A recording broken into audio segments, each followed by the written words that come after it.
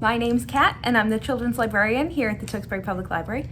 Welcome to this week's Art Not Craft video, where every week we take a look at a different artistic medium and see if it's something we want to play around with. Today we're going to learn about colored pencils. I do have some nice paper here from my sketchbook. It's nice and thick. It has a little bit of a texture on it, but you can really use whatever you want. I also have some regular kids colored pencils here that you can get at any grocery store.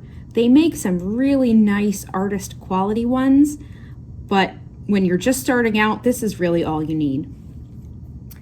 That's really all you need. You don't need any special blending instruments. You don't need anything except your paper, your colored pencils, and a sharpener.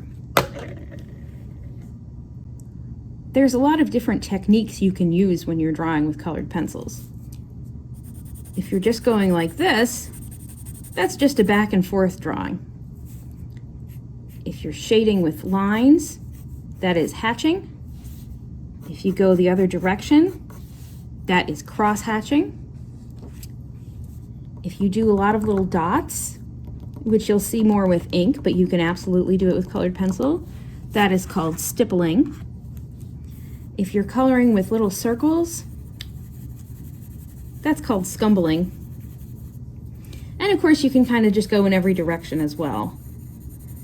And I've seen that referred to as multi-directional. It's really up to you and what you want to do with it.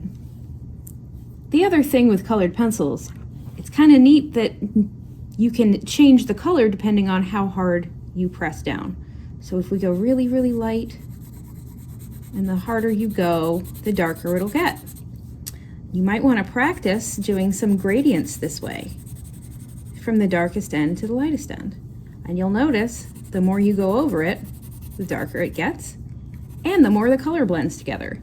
With regular pencils, we have special blending tools you can use. With colored pencils, you really don't need that because you just keep going over it until it's the color you want. Colored pencils are also really great if you're blending colors, because all you have to do is draw one over top of the other and the colors kind of blend together. Of course, yellow is a lot lighter than the red here, so we'll go back and it makes this beautiful orange color. You don't need anything special at all. And even if you can tell that this is both yellow and red, sometimes that's what you want. You want to be able to see the little variation and gradation in color because it adds some interesting elements to your picture. There's not really too much else to colored pencils. They're fun, they're pretty, you can blend them, you can scribble, you can do whatever you like. They're also cheap and very accessible. I was trying to get an idea of what we should draw together today, and I was looking online at colored pencil pictures, and a lot of them are fruit. You'll see a lot of still lifes. I like fruit a lot. Pears are one of my favorites, so I picked up this drawing and I printed it out. And of course I said, okay, I'm doing a pear. I need all of these different shades of green. But when you really look at it, yes, the leaf is green, but this is more yellow. You get that nice green in there. We also have some red. We have some really nice speckles. And then in this part, we'll notice that there's a nice shine to it. We might need some darker up here, maybe more of an olive green, and we'll see how we do. So I've got some greens and yellows. I printed out the picture in a smaller size and colored the back in with pencil, so then when I put it over my drawing pad, we have exactly the right outline. Some people call this cheating. You are welcome to draw as you wish. I thought it might be a little bit easier to do it that way than to worry too much about trying to get the shape right, because it's going to be hard enough to get the shading right. Of course, you can use a coloring book. You can draw anything you like. It is totally up to you. So I am going to get started with this lemon yellow because it seems like the closest to the background color here. If you're not sure, of course, what color you think it's going to look like, test it out on a piece of scrap. You can say, okay, well, that's a little more yellow than I thought it was based on the color of the wrapper there, but that's okay. I might also get an eraser and make these lines fainter, but I wanted to be able to make sure that you can see them from where you are. We're going to just do a nice background coat here. We have a little shine right in the middle here and another one on the side here. And see, that's not perfectly straight either. It kind of bumps in and then back out. So we'll have to be careful of that. There we go. All right, well, that's not a bad base color, but I think we might need something a little darker. So this is the part where people get frustrated and bored with colored pencils, because it can take a really, really long time. You just do a small layer and then another small layer and then another small layer.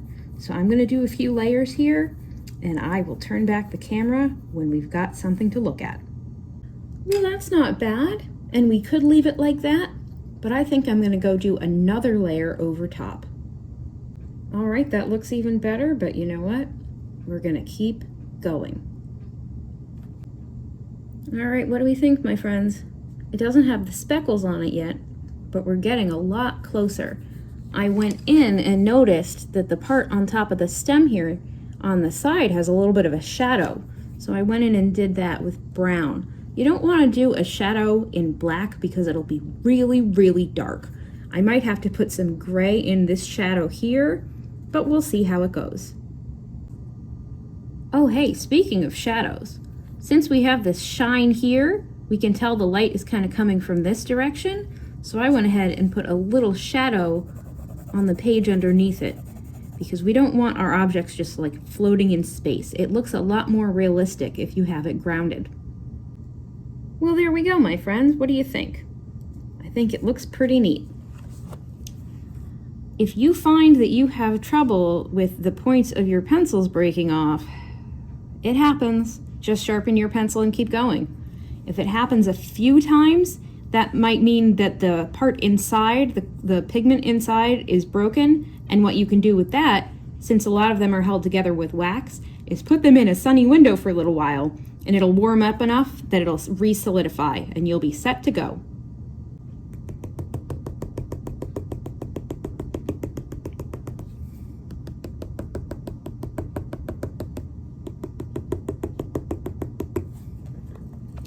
It just didn't look right without the speckles. Well, it's not exactly perfect, but you know what?